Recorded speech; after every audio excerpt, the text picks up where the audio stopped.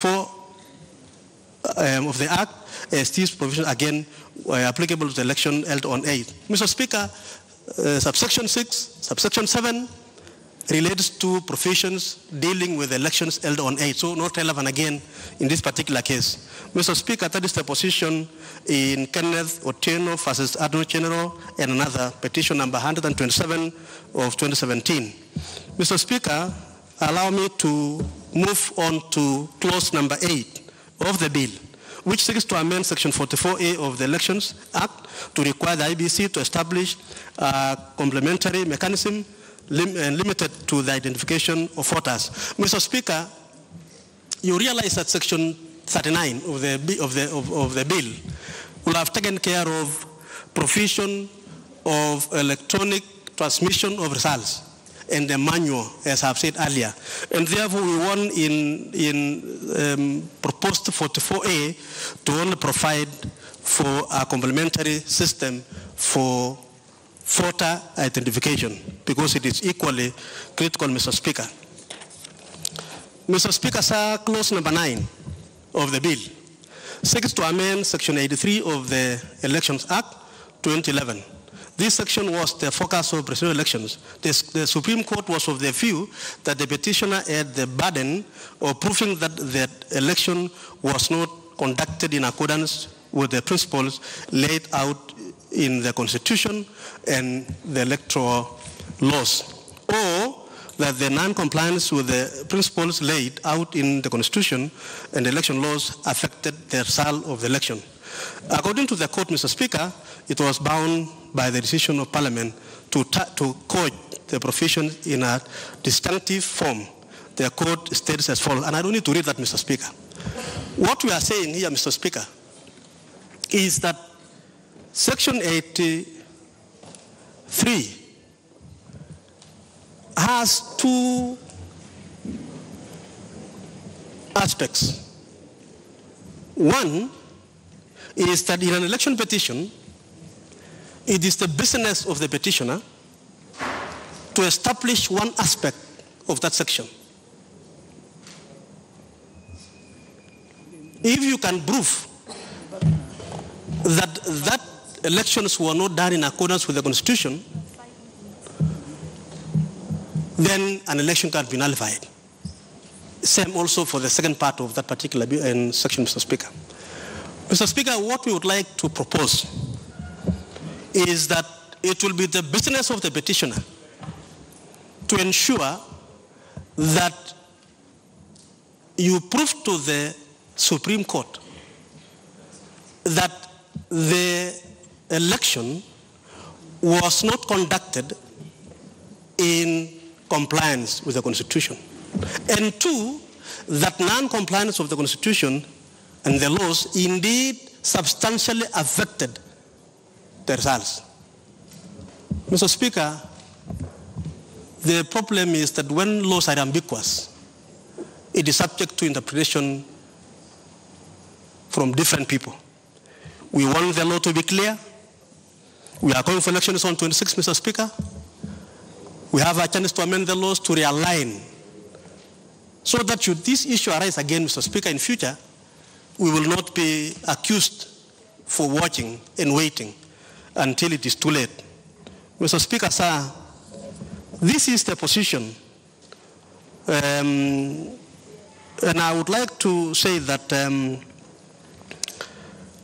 in our region, we have the same provisions as proposed in this amendment bill in Nigeria, in Ghana, Zambia, Tanzania, and Uganda.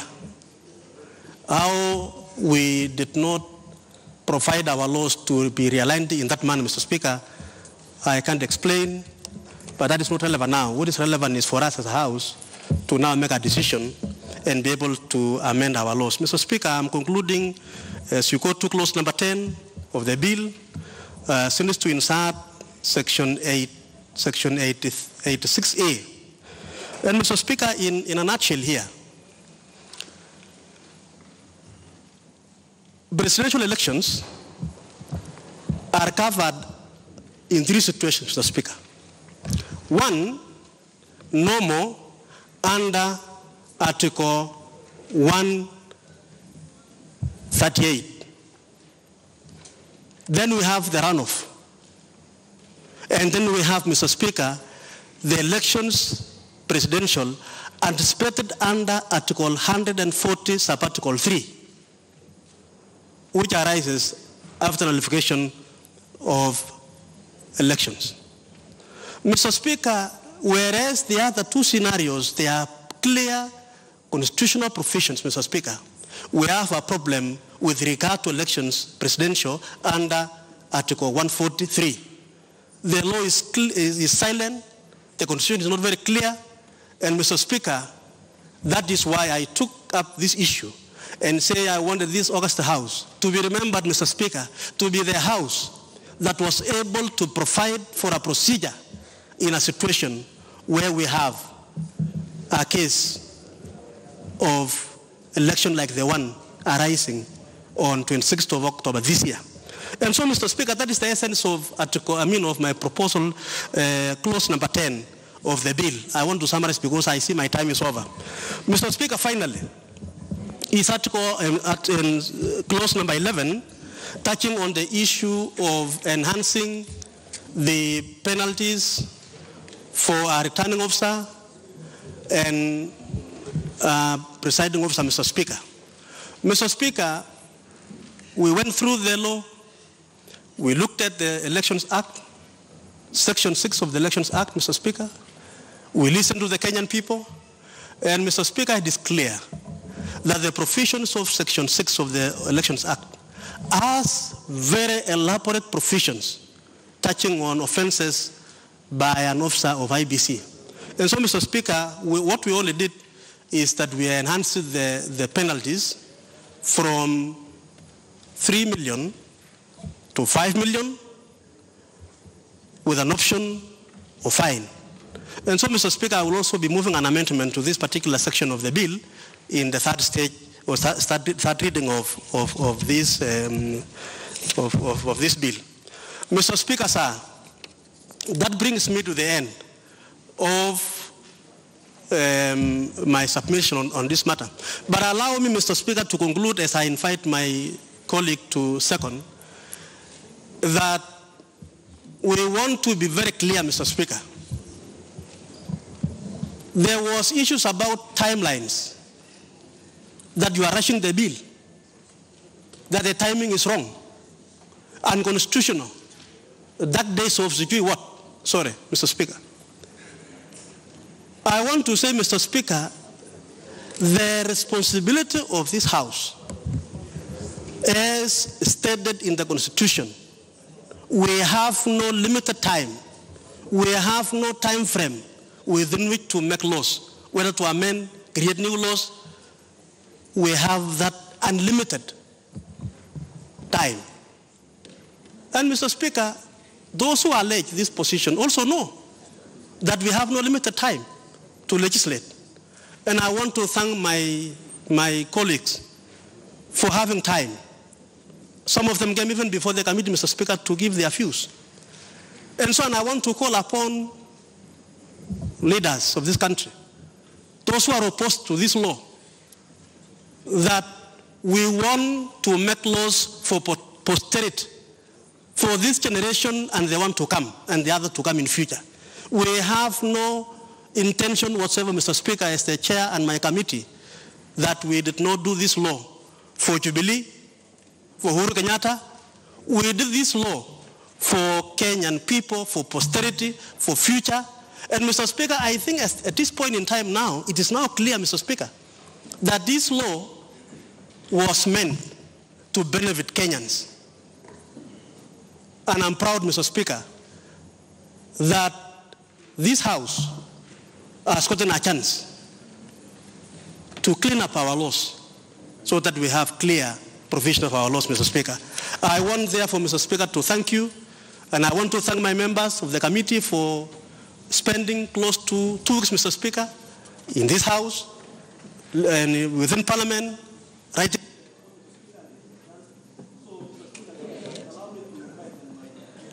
Now, in fact, I want to give you 1 minute to make a very profound statement for purposes of Hansard, because I know, I can recall when you began by giving the history, which is good.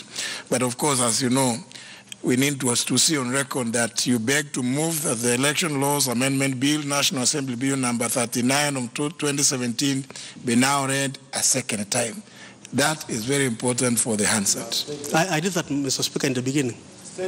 I'm giving you 1 minute so that you can do that alongside. Thank you, Mr. Speaker.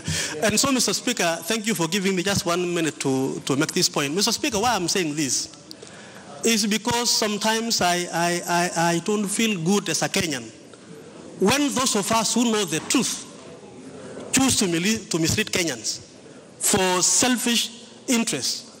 My appeal to the country is let us all be truthful to our country. Let us be loyal to our country and to our laws. Mr. Speaker, I therefore move that the Election Laws Amendment Bill, National Assembly Bill number 39 of 2017, be read a second time. And Mr. Speaker, allow me to request my colleague, Honorable Murugara, to second. Mr. Speaker, thank you very much, Mr. Speaker. Member for Tharaka. Thank you, Mr. Speaker, sir. I rise to second the report and the proposed amendments as eloquently and ably presented by the chairperson of the Ad hoc Select Committee, Honorable William Cheptumo, and fully associate myself with the representations he has made in support thereof. Briefly, the report is a report of the Select Committee of this House. However, most of what is contained in that report is actually what Kenyans presented to the committee, which the committee collated and reduced into the report, and therefore made what is to be presented to this House when dealing with the proposed amendments. The notion that was out there and the hullabaloo that met this House and the committee regarding the proposed amendments possibly is now going to die, and Kenyans will be well informed that the proposed amendments have nothing to do with the Constitution, they have nothing to do with the judiciary, but what the House is doing is to streamline, clean up, and eventually come up with election laws which will enable this country go into a smooth election on the 26th of October, and thereafter and into the subsequent elections which will take place in the future. There was a notion that the judiciary was under attack. That is far from the truth. In fact, none of the proposed amendments touches on the judiciary, because this House is cognizant of the fact that the judiciary is independent and it has to discharge its duties independently. The three laws that were or that are touched on are the Elections Act, the IEBC Act, and the Election Offences Act. Hovering over our heads in this House, like the proverbial sword of Damocles, is the pronouncement by the Supreme Court that unless the lacuna, unless the mistakes that were made, unless the breaches that were observed are rectified, any election that is going to be conducted under similar circumstances will be nullified. Thus, there is a burden on this august House to streamline our election laws so that once we have an election, it is conducted in accordance with the law and it is going to pass the test given by the Supreme Court. Let me also thank members of the committee. We had to endure long working hours. It was tiring, but I do hope that this House will find the report and the proposed amendments to be in consonance with the spirit that made the House establish the committee for the related purposes. I wish to point out to just a few of the proposed amendments because the chairperson has ably gone over the same. He has elucidated what these amendments encompass and entail, and I believe it is quite clear to all of us that indeed what has been produced is in accordance with the mandate given to the House. Clause number 2 is purely for purposes of continuity to ensure that there is no vacuum at any one given time, because just in case of anything happening to the chairperson of the commission, then the vice chairman will ably step in, and in the absence of the vice chairman and the chairman, the committee is at liberty to choose one of its own members to sit in as the chairman and discharge all the duties that are supposed to be discharged. That way, then the commission would not be in a limbo when it comes to discharging its duties in the absence of the chairman. Clause number 3 is in respect of the same amendment which is being introduced, that among other things, we have to clarify what happens when the chairman is absent or when there is a vacancy in the office of the chairman. And this is why there is the definition and the provision of what happens in the case of absenteeism and in the case of a vacancy. Clause number 4 in the proposed amendment seeks to ensure that there is a quorum for the commission while discharging its duties. And here, it was the considered view of the members that we need not give a specific number. Let us give a percentage, a half, 50%, so that even if membership goes up or goes down, it remains a percentage. We also went to decision making, whereby we looked at Article 250 to say that in every commission, constitutional commission, the membership ought to be not less than 3 and not more than 9. And this is why we have made that at any decision-making period, the membership will not go lower than 3.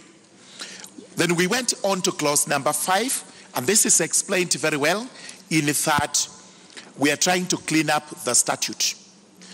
A provision that has been declared unconstitutional needs to be repealed from the statute books. It needs to be deleted until and when this House considers the same provision, either makes it better or agrees and it remains dead. Clause number 6, which seeks to amend Section 39 of the Elections Act, it's purely to bring to reality that technology can fail. It is a real possibility out there, bearing in mind that we rely on third parties to render the services, that technology can fail, and where it fails, then you have to go physical. And this is why the lady from Tetu and whichever polling station that was mentioned, kept on repeatedly saying it was manual, this was manual, that was manual. We need a physical delivery of the results such that we are able to tally and make a decision, especially where there is inconsistency. Mr. Speaker, sir, the last of it is enhancement in the penalty clause. Every Kenyan must know that elections are paramount. Elections must be held, and as a result, if you bungle, if you misbehave, if you misconduct yourself, if you act recklessly, you would be punished. With those remarks, I do second the report and I do second the amendments. Thank you.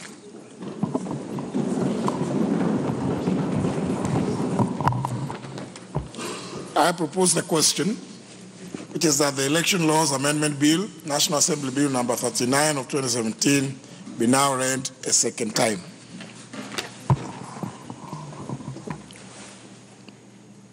Member for Bobasi, Obiri Momanyi. Yeah. Thank you, Mr. Speaker. My name is Obiri Momanyi, Member of Parliament for Bobasi, and this is my maiden speech. I want to take this opportunity to thank the great people of Bobasi for giving me an opportunity to serve them, which have been the preserve of one or two people for a long time. Mr. Speaker, I have listened, I have followed the proceedings of this House, and particularly the Honorable Select Committee on the proposed laws, proposed changes to the laws. And I wish to make my contribution. First, I want to observe that during the nullifications of the elections, I have followed what the Supreme Court said, and I have not seen anywhere where the Supreme Court had problems with the law. They had problems with other things, but not with the law. So they went ahead and they ruled according to the law, and they did not suggest that the law had any problem. So I do not see, and I do not know why then we need to change this law at this point. Mr. Speaker, laws are made for long term. When I look at the spirit and the speed of these laws, I see these laws being made specifically for the 26th of this month when we have the next elections. And I want to suggest, I want to say to my people that in my view, laws should not be made for a specific purpose, for the specific intention, and more so, I look at it like this, that now we have elections, and where we have basically two parties going to participate. I happen not to be a member of any of the two, so I don't have the baggage of having to follow any of them. I am a member of the PDP. And what I'm saying, we have a member, we have Jubilee, and we have NASA. But now these laws are being made exclusively by Jubilee to be used by both parties. And in Mr. Speaker, it's my humble submission that these laws should have been done by all members and not only for members from one party. So, Order members, the member is making a maiden speech. Yeah. So, Mr. Speaker, I think I wish to be protected. Continue. That is my view, and you can stand and have your view. I think that is my view, and that is what democracy is all about. So, I have quite a few problems with the provisions, but to me, the biggest reason why I don't think is the right thing to do is the spirit, because they are being done specifically for these elections, and they are being done by one party.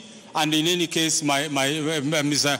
Speaker, democracy is good. It's a rule for the majority, but the majority must also take cognizance of the views of the minority, I wish to oppose that bill. Thank you. Very well, very well. That is why you are elected to come here. Yeah. To come and do exactly what you've done.